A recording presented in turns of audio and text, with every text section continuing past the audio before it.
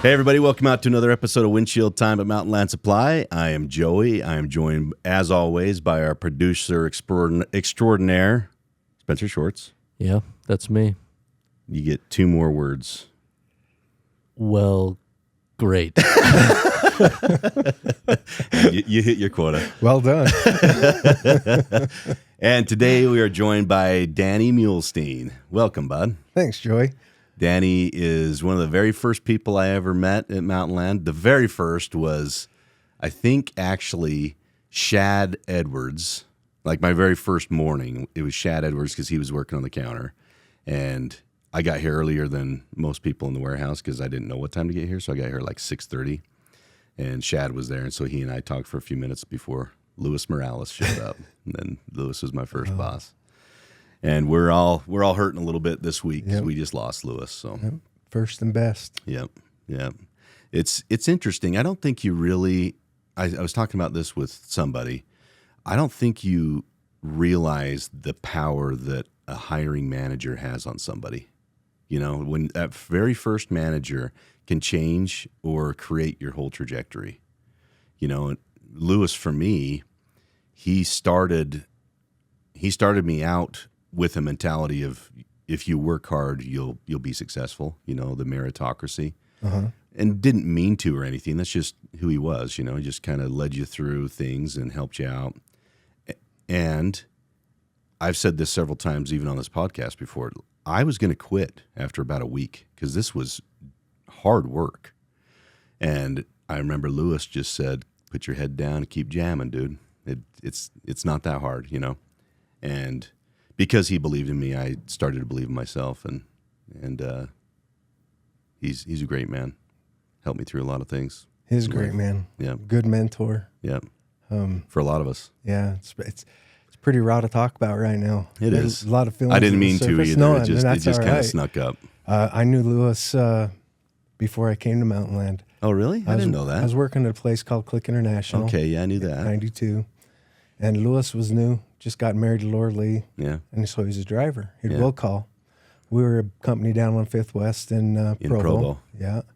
He'd come down and will call there. And so you guys got to know each other real well. yeah, he was wild and free. Is that down by Backman Foundry? Yep, right.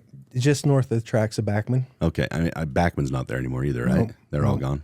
Yeah, it was 5th South, 5th West. So that's where the new like UTA hub's there now, right? I guess no, it's a little bit further west, huh? The actual building is some twin homes now. It's like a little 5-acre lot. Steve Moak owned. Steve Moak was kind of part of the old Mountainland thing. Provo Plumbing and Heating. Yeah. They were right across the street in their early days, way before Click or whatever. Yeah. So his family owned that property. Okay. And then Click International rented from Steve Moak's mother. Okay. So after Click went back to Houston, well, they closed their Provo branch after I left. So were they just an importer of like steel fittings and that sort of thing? Distributor, just like we were. Okay, master distributor. They're a master distributor. We just did forged steel, flanges, and fittings. So, and Geneva Steel was huge up here. Mountainland was our biggest customer, of course. Yeah. But we had all the Idaho customers. Your Paramount Supplies. Your Bisco was big up there. Northwest Pipe was huge to us. Yeah. And, you know, it's funny what they were short. It's a small industry, right? Yep, it was. That was my beginning. So what brought you there? You know, it's funny. Job Corps is what brought me there. So I got out of high school. I went right into the military. And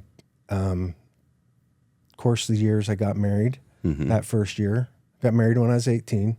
I turned 19 the next day. Oh, really? Had my oldest son 7 months later. Yeah. So life was like in the fast lane. I was happy, you know, life was good. Yeah. And gotten out of the military, and I was like, well, I got to get a job. So you go to Job Corps, you sit down, you fill out all your certifications and all these college things. And this one was like, forklift. Did you drive a forklift? And I had forklift certification through the Air Force. And so I just checked it off, put it in. Didn't think nothing of it. Went back to my jobs for like 1 or 2 more months. I was working at Smith's Food King throwing freight at night. Oh, really? Yeah, did that for a year. Then I get a call from them. They're like, "Yeah, we got a part-time job. Need you to do forklift driving or whatever." And I was like, I don't even want to go over there. Right? Yeah. So I put on a suit, tie, go for a interview. Yeah. It's my first real interview. I'm 19. And I walk in and the place is just, it's like Mountainland was with Geneva. It's just dirty, dirt, man. Just dirty. And I'm a little overdressed for the Yeah, occasion. yeah, you were. Yep. Interview went well. Yeah. And Paul Farnworth was the branch manager's name. And he painted a good vision of Click, even though it was this little pile hole. Yeah. He explained it really well. And, I think at that point, if he wouldn't have sold Click, I would have been gone. Really? Yeah, and so that's something important to me as we go forward. The people, if they believe in their company's probably pretty good. Yeah. And he was moving on. He was just finishing up his master's. He says, "I'll probably be out of here in a year, and you can take over my position." Was what he offered, and that's where I went after 6 months. And then I started talking with all the Mountainland boys and Lewis Cumming and Will Collin, and I knew Mountainland really, really well. My boss from Houston, he was like, that Mountainland team, you can sell at whatever price you want to sell to them. He says, they are the most solid company. No one ever has paid us like this. Really? Yeah, he says, they're 2% tenth. He says, you send the bill, we get a check. They pay like a slot machine. That's awesome. That's a good reputation to have. It is. Yeah. Yep. So, if I figured he was kind of a mentor too. He talked to me like for an hour every day from Houston. We'd sum up the day and he'd tell me all business experiences. And I figured after a while, if he felt that way about them, he's like selling them to me. Yeah. I was like, I know where I'm going. Yeah. So how long were you at Click? 2 years. Okay. And then you came to Mountainland right after that, right? I did. So you knew like Scott Mason, you knew Brian Haskell, you knew all those guys, right? Because they were all buying from you. Yep. Yeah. Yep. That was Nedra Pope. Yeah. She wasn't Nedra Pope at the time. Yeah. Lance Pope married Nedra. Nedra was inside to Randy Osler. Okay. Brian Haskell was inside to Scott Mason. Yeah. And across the hall, you had Myron and Mike. Yeah. You had Merlin. Yeah. Larry Putman. Yeah. Monty Bates. The old fish bowls. Yep. Yeah, right in the fish bowls. It was a good time. Yeah. Yeah, those were awesome days. That was the inside the green doors. Yeah. We used to call it, because between the will call counter and the inside sales, there used to be green doors. Two big swinging green doors. And that was like always the big thing. Like, oh man, once I get inside those green doors, I made it. It's weird. You're old when you look back and you start reminiscing. Oh, yeah. And it's kind of exciting. And I'll draw Lewis back into it because when I got up here, Lance was warehouse manager. Lewis was still driving, pulling tickets or whatever. Yeah. So we still worked together. And then he became warehouse manager probably about 6 months later. And looking back, I think both of us didn't know what we didn't know. Mm. But we knew how to work hard. Yeah. We knew how to play hard. And we enjoyed each other. Yep. And I didn't appreciate then what I could appreciate now. Yeah. But it was the best. Yeah, looking back at some of those old photos that we have, all those old Polaroids, it's like, man, those were the days. Everybody in their tank tops and mustaches. And, it was fun times. Yep. So when you came to Mountainland, did you hire on in inside sales? I did not. No, they stuck to their guns. So started in the warehouse. Yep. I called up. Well, they called me. So we had Bryson Workman worked here. Yeah. And I was on the phone with Brian Haskell, and he's like, hey, there's something going down really big in Bob's office right now. Bryson's in there, and they're just standing up yelling at each other.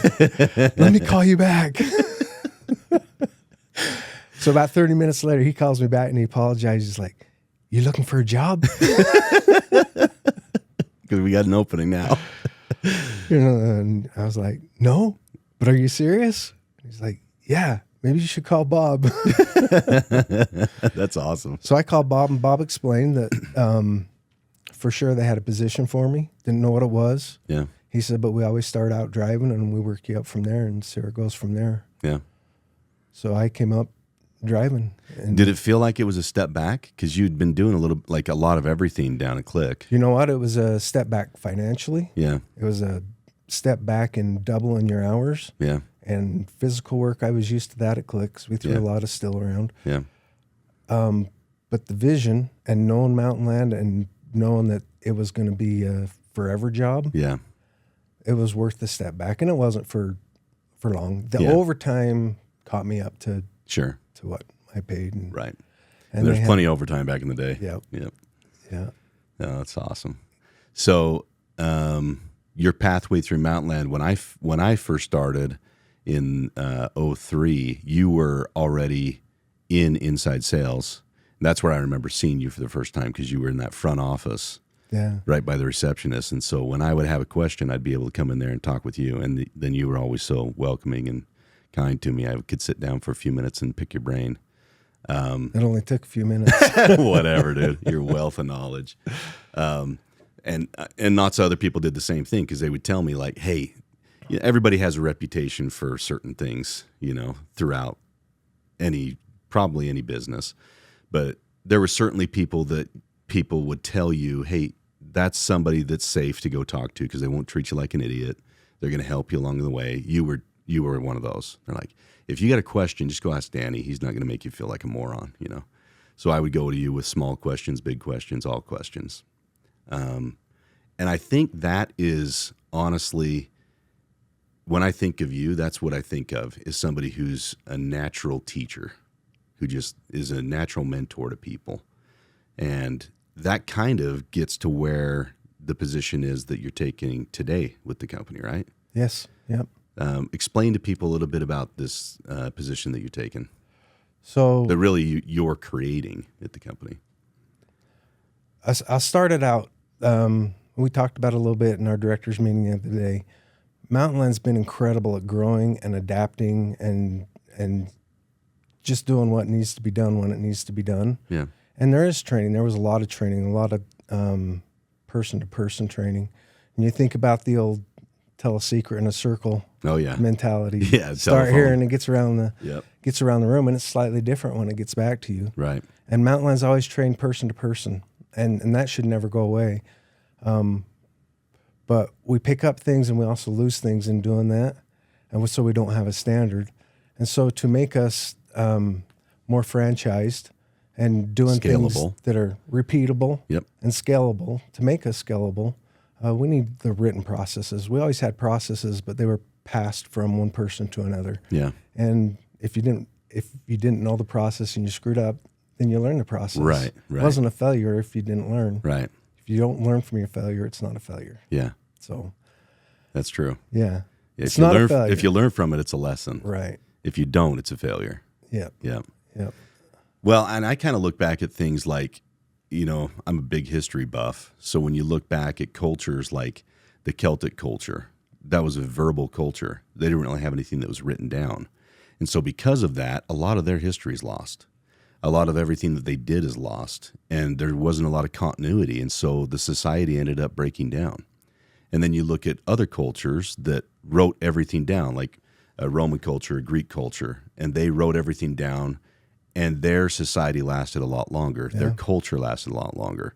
The things they did lasted a lot longer. So I kind of look at it on a smaller scale with our company. If we want the things that we do the very best to last the very longest, we have to write them down so that everybody can learn them the same way. Right. And we don't have as much creative control as we did back when you and I first started, and we were 60 people. Now we're 1,019 people. And so you can't teach people the same way. We have to adapt, and we have to become a little bit smarter, more strategic. Right. And I think, like I said, you being the ultimate teacher in my eyes, you will be able to kind of reduce all those lessons down the very best so that somebody can consume them. So I'm excited for what you're going to do. It's going to be a platform. It's not the Ten Commandments, right? Yeah, I hope not. It's going to be a platform that it's going to be more conclusive of everybody being able to come in and say, you know what, that process works to this point, but how do we fit this in? Yeah. We may never even realize this piece for that person, Yeah. but it belongs in the whole. Yeah. It'd be more like the Constitution of the United States. Exactly. A living document. I love that. Yeah. Yep. No, I like that. I think the best part about our company has always been the people. Yes. And if you still allow people to build out the processes and continue to build them out, because we will never stop changing. We'll never stop adapting. We'll never stop growing. And so long as our people have a voice in that, I think we're going to be fine. Yeah. And I'm excited for what it's going to become, because I think it's going to take us to another level. No, I agree 100%. So you're going to be not just, I mean, you're going to be doing all those standard operating procedures and creating our books, right? Right. The book of Mountainland. Mountainland's playbook. Right. So not only will you be doing that, but you'll also be going out to all the different branches and helping deploy all those standard operating procedures. And that's where you'll really learn, okay, I thought this worked everywhere, but maybe it doesn't work in a certain territory or with a certain group of people. Yeah, and it'll be dynamic enough to change that for the whole. Right. Because that's where you're going to find it, is with the people. Yeah. And it'll be a train the trainer type thing, because you train somebody, but now you can leave that with them for them to train their people. And then you can touch so many more people. And with, as you said, over 1,000 people. Yeah. We've just reached that pinnacle that it's just going to make us that much better. As good as Mountainland is, we could continue the way we're doing. Yeah. But this is just going to make us that much better. Keep us sharp. Yeah. Yeah. So we've talked about just about everybody about their Mountainland moment. Yeah. Like when they first thought, like, yeah, this is a decent place to be. I think I'll stay here for a while. Do any moments in your career come to mind? It's a decent place to be. I think I'll stay. Yeah. You know, I think I made up that decision. I've always been, I'd say, pretty loyal. Yeah. And I don't know if, I just never looked anywhere else. Yeah. But I know when I left Click to come to Mountainland, that's where I was going to work forever. Mm. And then I get up here and we're driving and you're talking to everybody here, and the green doors, as you mentioned earlier, green doors with this barrier, right? Yeah. Everyone wanted inside the green doors because it was climate control. Oh, yeah. And it was hot as hell. And cold. Cold as hell. Yeah. In the warehouse. Yep. But I knew no matter how long it took, I could outlive those guys in there because I was young. So time was on your side. that was my mentality. Yeah. I wasn't any smarter. Yeah. I didn't work any harder. Yeah. I tried. Yeah, sure. But I knew I could outlive them, bar none. And I was willing to do that. So I don't know if there was a moment. That's a long game. I guess there was confirmations all the way along. Yeah. There'd never been a time where I was like, why the heck am I here? Mm. So between me deciding that I was going to die here Yeah. and live longer than those guys to get there, Yeah. Mountainland confirmed all the way along with the people that you're with, the interactions you have, the friends you make, the family you are. I guess you just never look anywhere else. I love that, dude. That's not a lot different from my experience either. I'm a very loyal person as well. And when you find something that means this much to you and that treats you this well, why would you look anywhere else? Yeah. Right? Yeah, absolutely. It was a good decision. No, it's an awesome decision for all of us, bud. Well, thank you, dude. Thanks for taking the time and spending a little bit of it with us. And looking forward to what this new position is going to do. Yep. Love challenges, changes, progressive changes, not just change for the sake of change. Yeah. Change for the sake of change is not always a good thing, right? No, it's not. Yeah. And you know, with written policies and SOPs and procedures, if we can make our people just that much better, Yeah. that just rolls straight to our customers. It's going to make our customers' business better. And that's the end goal, I think, at the end of the day, Yeah. where everyone can look at what we are, our customers can understand us more, we can understand ourselves more if it's written down.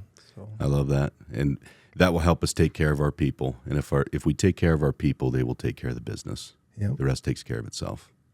Yep. Yep. All right, bud. Thank you. Okay. And thanks everybody for jumping in on some windshield time. We'll see you down the road.